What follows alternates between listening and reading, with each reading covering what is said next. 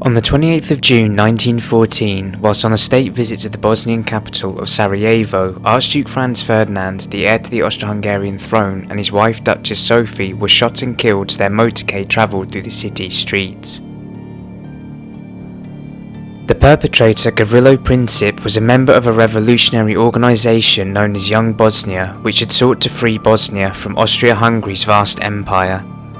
This fateful shot set into motion a series of events that would lead to the beginning of the First World War and see 4 years of total carnage and destruction on a near global scale. By the time of the war's conclusion in 1918, the events that had transpired would see millions upon millions of people killed or injured, the wholesale destruction of towns and cities across Europe, Africa and Asia, as well as the total collapse of formerly great powers and empires. Today on Sketchy Past, we're going to explore those events that followed the July crisis that directly followed the assassination of Archduke Franz Ferdinand and led to one of the most bloody and violent conflicts in all of human history.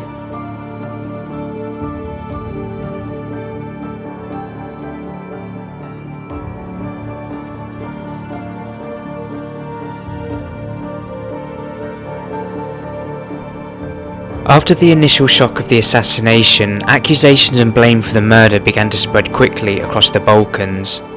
Austria-Hungary, having had a long-standing resentment to Serbia to its immediate south, pushed the blame squarely on them for reasons related to Slavic nationalist sentiment and a desire to become a more influential power in the region.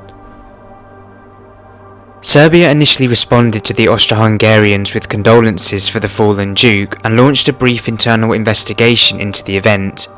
They concluded that there was no part to blame on the Serbian government itself, and this had been an internal affair on part of Austria-Hungary only.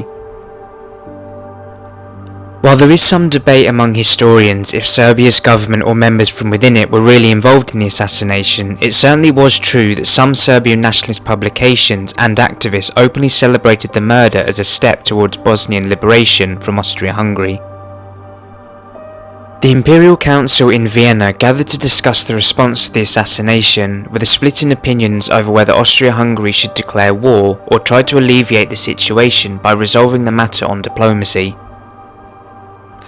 Austria-Hungary, being a vast multicultural empire, contains many Slavic ethnicities within its own borders, including Bosniaks and Serbs, who, to say the least, weren't particularly happy by being controlled by a non-Slavic imperial state. After further deliberation, the Imperial Council resolved on war and looked to acquire the support of its northern neighbour Germany in a campaign against Serbia. Although the Germans didn't have direct issues with Serbia, it did have a major concern over Russia's presence to its immediate east. The Russians, whilst not formally allied with Serbia at this time, were open about seeking political and religious influence with them and wanted to deter Austro-Hungarian interests in the Balkans. Russia often liked to present itself as a great power and staunch fighter for the Slavic peoples of Europe in their great fight for freedom from the Ottomans at first, and now those stuck in Austria-Hungary. Therefore, relations between Russia, Germany and Austria-Hungary had been cold for many years in the lead-up to the July crisis. 1 week on from the assassination on the 6th of July, German monarch Kaiser Wilhelm II announced that Germany would offer its unconditional support for Austria-Hungary under the pretense that a campaign in Serbia should be done as quick and swiftly as possible. Wilhelm believed that Russia, who beyond Serbia were considered the bigger threat in this diplomatic game, was not ready for war, and a fast strike to subdue Serbia would bring it to heel under the Austro-Hungarians and ruin Russia's reputation as a protector of the Slavic people, while also breaking the bond between the two allies. While we're talking about allies, it's worth quickly mentioning who exactly was on the different sides in the European geopolitical map of 1914.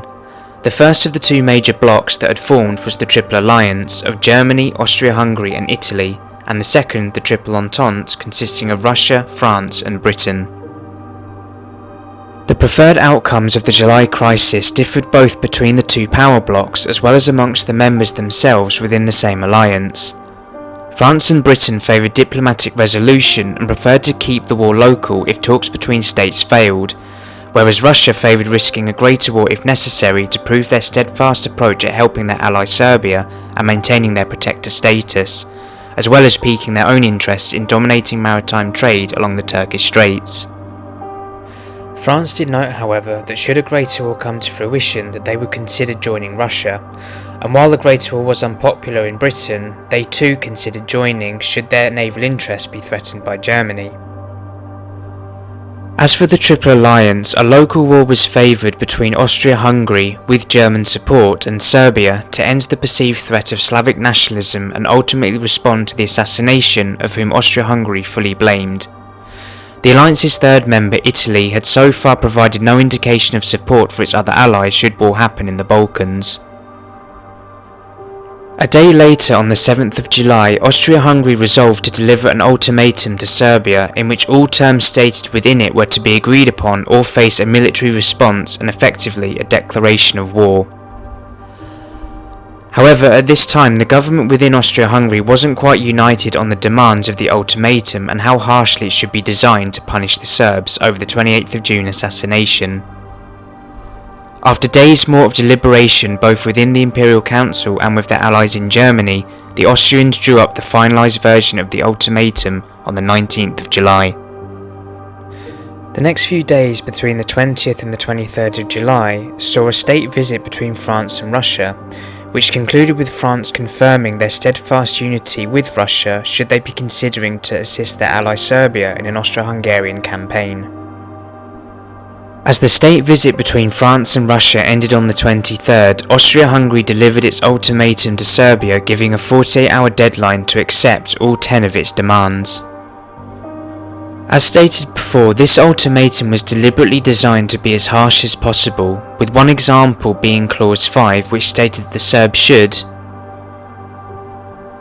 accept the collaboration in Serbia of organs of the Austro-Hungarian government in the suppression of the subversive movement directed against the territorial integrity of the monarchy, effectively forcing them to allow the Austro-Hungarian state to punish Serbian citizens in their own lands, should anti-Austrian messaging be found. This too also extended to publications and the free press, media, and government. And from this, the stage was set. If Serbia did not accept all 10 of the demands in the 48-hour window, it was very likely that Austria-Hungary, along with German support, would ignite a war in the Balkans. Upon hearing news of the ultimatum, Britain, France and Russia outright condemned the Austro-Hungarians' harsh terms, which led to Britain to begin offering mediation talks between the powers. However, Germany refused, and by this time were considering military scenarios to attack Russia. On the 24th of July, Tsar Nicholas II ordered the partial mobilization of troops in 4 Russian districts, and later on the 26th called up reservists after a meeting between Russian Foreign Minister Sergei Sazonov and the Austro-Hungarian ambassador turned diplomatic relations completely ice cold.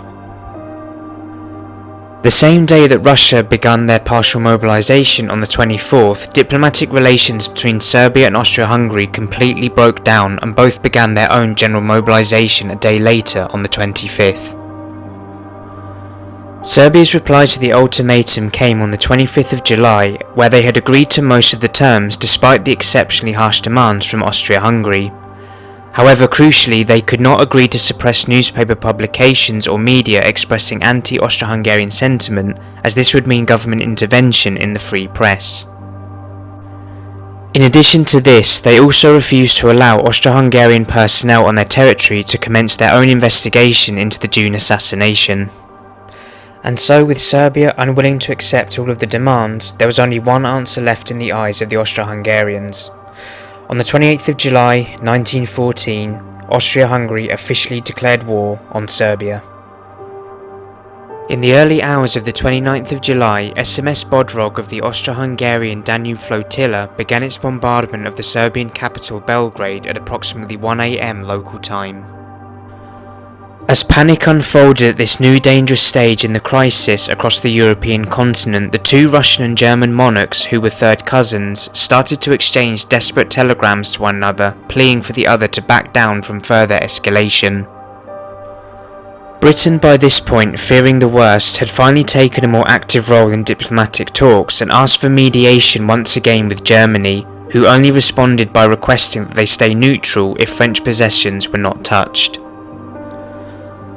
On the 31st of July, Germany began its pre-mobilization plan for a state of threatening danger of war. The thinking behind this was belief in its old Schlieffen Plan drafted back in 1906 that stated Germany must mobilize before Russia and defeat France quickly to focus the conflict on one front.